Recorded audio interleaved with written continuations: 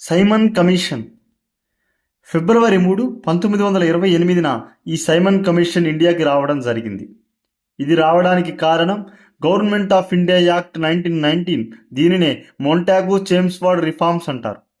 ఈ చట్టంలో ఉన్న ముఖ్యమైన అంశం ఏమిటంటే 10 సంవత్సరాల తర్వాత భారతదేశ పరిపాలన ఎలా ఉంది అని ఒక కమిషన్ వచ్చి పరిశీలిస్తుందని సూచించింది. 1919 10 సంవత్సరాలంటే 1929లో కమిషన్ రావాలి, కానీ 2 years ముందే వచ్చింది. ఎందుకంటే భారతీయ ఉద్యమం బలపడుతుంది, స్వరాజ్యం కావాలనే డిమాండ్ పెరిగింది. ఇలా వదిలితే భారతదేశం చేతుల నుండి పోతుందన్న భయం. అందుకే ఈ సైమన్ కమిషన్ ముందే రావడం జరిగింది.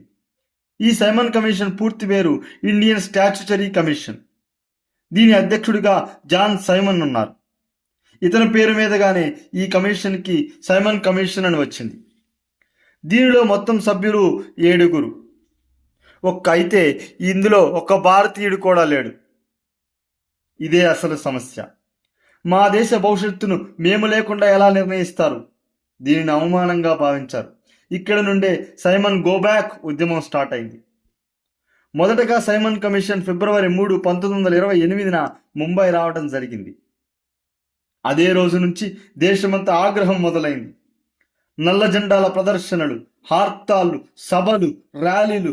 కాంగ్రెస్, ముస్లిం లీగ్, లిబరల్ పార్టీ అందరూ కలిసి నిరసనలకు దిగారు. లాహోర్లో భారీ ర్యాలీ నిర్వహించారు. దీనికి అధ్యక్షుడిగా లాలా లజపతిరాయ్ వ్యవహరించారు. ఇతనినే పంజాబ్ కేసరి అంటారు. ఈ నిరసనలో శాండర్స్ అనే పోలీస్ అధికారి విచక్షణ రహితంగా లాఠీ చార్జ్ చేశారు. ఈ లాఠీకి గాయాలకి గురైన లాలా లజపతిరాయ్ మరణించారు. దేశమంతా ఆవేశాలు, యువతలో విప్లవ భావాలు పెరిగాయి. భగత్ సింగ్ ఉద్యమానికి ఇదే ప్రేరణ. అసలు ఈ కమిషన్ ఏం సూచించిందంటే ప్రావిన్స్లో డయార్కీ రద్దు చేసింది. ప్రావిన్స్లకి కొంత అధికారం ఇచ్చింది, కానీ కేంద్రంలో బాధ్యతాయుతమైన ప్రభుత్వం లేదు, సంపూర్ణ స్వయం పాలన లేదు. మేమే పాలిస్తాం, మీరు వినాలి అనేలా ఈ రిపోర్టును తయారు చేశారు.